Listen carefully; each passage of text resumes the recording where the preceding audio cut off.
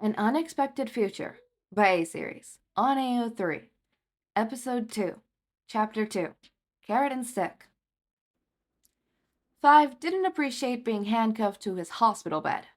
At this point, he didn't particularly think he even needed to be in a hospital bed anymore.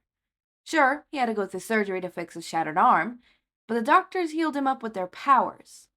Now he was awake and handcuffed to his hospital bed, and they didn't even have the decency to have a book in the room. He tried to teleport, several times, as a matter of fact, but prior to his handcuffing, his powers were still refusing to cooperate, and afterwards, he couldn't even do that much. At least the hospital fed him, even if it couldn't hold a candle to his mom's cooking. Finally, the door opened, and someone other than a doctor walked in. He had a plain face, especially after everything Five has seen so far, and a large tan coat with a matching hat tucked under his arm. He gave Five a vapid smile that he knew better than to trust. "Thank you for your patience." The man placated in English. "It's been a busy day, as I'm sure you can imagine. I'm Detective Sekuichi. How is your arm?" Five lifted his right arm out of its sling, wrapped in a hardened cast, and wiggled his fingers at the detective. "Just peachy, thanks." "Excellent," came a squeaky voice from somewhere other than the detective. Five looked around and jumped when the spare chair by the foot of his bed pushed itself closer to his side.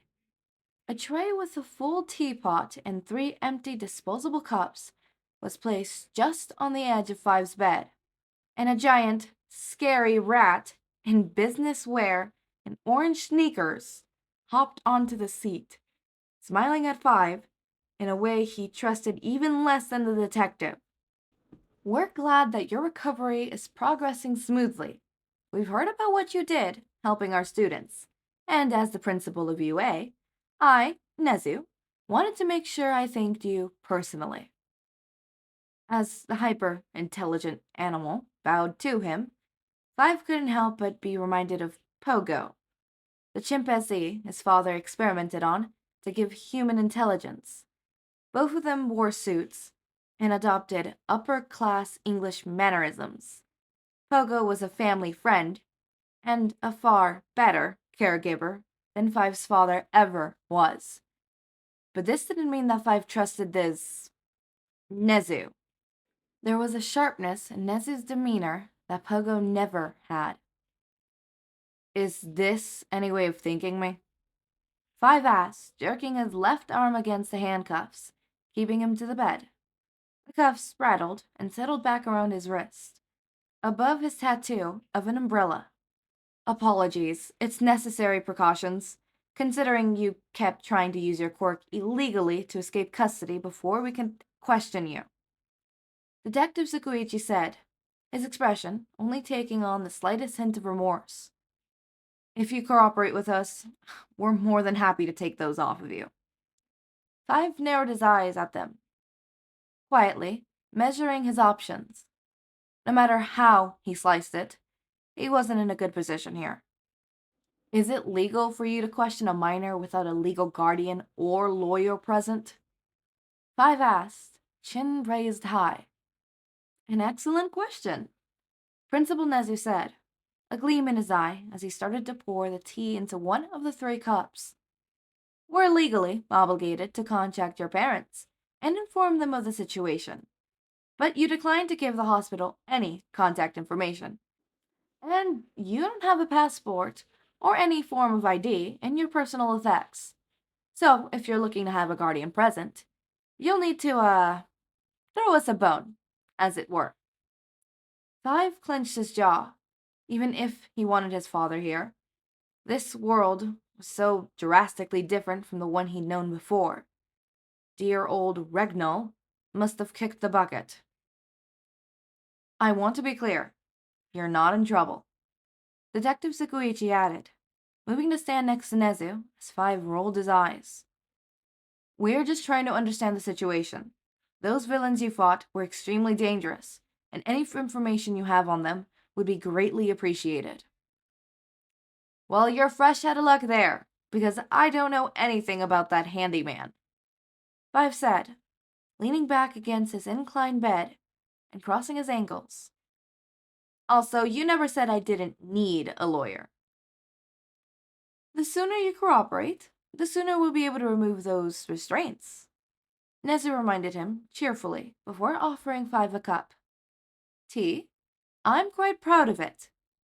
Five had a hard time arguing with speeding up his release. He wanted to figure out how to get home as soon as possible.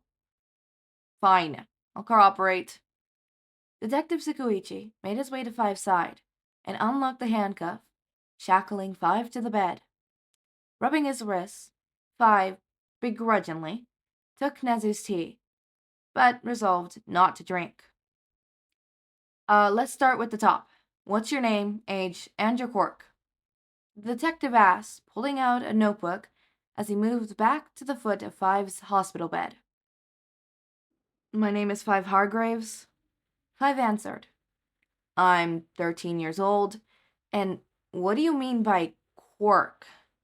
The detective blinked at him, his eyes widening slightly and eyebrows raising at the question. Nedzu didn't miss a beat, though, cheerfully replying. A person's quirk is the power they're born with that makes them unique. It's called koose in Japanese. Five furrowed his brow. Doesn't that word mean individual? Ah, so you understand Japanese after all, Nedzu replied, offering a cup of tea to Tsukuichi without breaking eye contact with Five. Aren't translation between different languages delightful? That wasn't exactly the way Five would put it. But back on topic. Would you happen to be Five Hargreaves of the Umbrella Academy? Nedzu asked, smiling as he picked up his own cup. Born in 1989 amongst the first wave of cork users, and adopted by Sir Reginald Hargreaves? Five stiffened. So, you already knew. I had my suspicions, Nedzu confirmed, sipping his tea. You were wearing the original design for the Umbrella Academy uniforms with your number on them, and the description of you, your tattoo, and your quirk from young Asui matched up with Five Hargreaves perfectly. Put together with the fact that you didn't know what quirks were, and that there are several accounts of you disappearing from your original timeline for long periods of time, it wasn't hard to figure out. The bewildered look on the detective's face said otherwise, though. I see, Five said, feeling validated that he knew not to trust Nedzu at face value. Well, you got me. I'm that Five Hargreaves. My work is being able to jump through space and time. I was testing out my limits of my quirk. When I jumped forward as far as I did, I ended up right in the middle of that fight. I've never jumped through time before, and when I tried to go back home, I couldn't. So, sorry, I can't help you guys with your investigation. Recovering himself, the detective said, We still need to take your statement. Please continue your story. So, Five told them what he saw from his hiding place, his observations about the villains, about watching the scruffy man, whom Nedzu explained was a hero named Eraserhead, and a teacher at his school. Fight with said villains, and his subsequent demise, after how Five distracted Shigaraki and got a broken arm for it, and about how Midoriya ran back into the fray. In return, they explained the basics of quirk law, how Five wasn't supposed to use his quirk in public, and how the handcuffs that were on him had quirk canceling properties. They told him the year, what happened in between his own time, and now, in the broadest strokes possible, and how UA was Japan's top school for upcoming heroes. I'm sure you're looking forward to finding a way back to your own time as soon as possible, Nedzu said. I want you to know that UA will do everything in its power to help you achieve that goal. Time travel is a complicated equation to solve, but I'm sure if we put our heads together, we'll come up with something. Five raised a skeptical brow. And you're just gonna do that out of the goodness of your heart? I'm not even old enough for high school yet. Well, we're all heroes for a reason, no? What good are we if we can't help a single child in need? Nedzu pointed out, with a presently neutral smile he'd been wearing the whole conversation as he sipped his tea. And on a more personal note, it's been a long time since I've taken on something so mentally stimulating as space-time jump. I'm looking forward to this opportunity. Sure. Five gave the principal another look over, still unsure how much he should trust him. You need not worry, Mr. Hargreaves, Nedzu assured him, like he could read Five's mind. UA has a vetted interest in helping those that help our students. With an injury like that, mixed with quirk exhaustion, I'm sure the hospital would like to keep you here overnight for observation and to follow up healing in the morning. But rest assured, you'll have living combinations prepared for you until your release. You can stay with us at UA as long as you like, while we figure out how to get you back home. Detective Sekuichi's eyes fiddled over to Nedzu and widened slightly. And if I refuse those accommodations? Five asked Nedzu, argumentatively. Well, we certainly wouldn't try to force you into accommodating against your will, Nedzu said cheerfully. But do consider that the alternatives are less than favorable. A minor in a foreign country, out of time, without a family or proper documentation, needed somewhere to live for long enough to get a handle on their quirk and get home. What would that look like, Detective? Detective Sekuichi opened his mouth, but Five cut him off with a brisket smile. That's okay, I get the picture. The detective didn't seem satisfied with leaving it there, because he continued anyways. You don't need to feel pressured into anything, though we do have resources available to children without families who end up needing quirk support. You have options, though none of them have the vast resources that UA does. Nedzu pointed out. Of course, Five said, giving a sarcastic, courageous nod to Nedzu. What does UA stand for, anyways? The word Yui is the inverted kung for AU, which means hero. Nedzu said, cheerfully, raising a paw. Clever, isn't it? Five raised an eyebrow and wondered out loud. Is that you patting yourself on the back? Five was satisfied by the elated swift of the rat's tail, even if his tone didn't betray any of it. You certainly are an American. If you must know, UA was founded long before I inherited the school. I do my best to uphold its legacy and prepare our students for the long path that lies ahead of them. Five managed not to roll his eyes, but it was a close thing. Detective Sekuichi cleared his throat. Well then, I think it's about time we wrap things up, if you don't have any more questions. Yes, Nedzu agreed, gathering up his own and the detective's empty cup. There are still matters I need to attend to in order to facilitate that your release is as smooth as possible. Right. Five hesitated, a question on his tongue as he gripped his sheets. Should he really be showing his hand like this? Though, like anything else in this conversation, did he really have a choice? That man who was fighting? Five started, slowly. Eraserhead. How is he? Fight felt cruciated as Nedzu looked his way again, and Five hated the childish part of himself that wanted to look away and hide his interest. Instead, he met Nedzu's beady eyes and witnessed Nedzu's eyes soften a little. He was released from surgery a few hours ago after you were, Nedzu explained. His injuries were quite extensive, but he's extended to make a full recovery with proper treatment. That's good, Five said, quietly, nodding to himself. His room is understandably guarded at the moment, but I could put you on the approved visitors list, if you like. Nedzu offered. I'd appreciate it. Excellent, Nedzu said, with a pleasant nod. I'll take care of that right away. Thank you.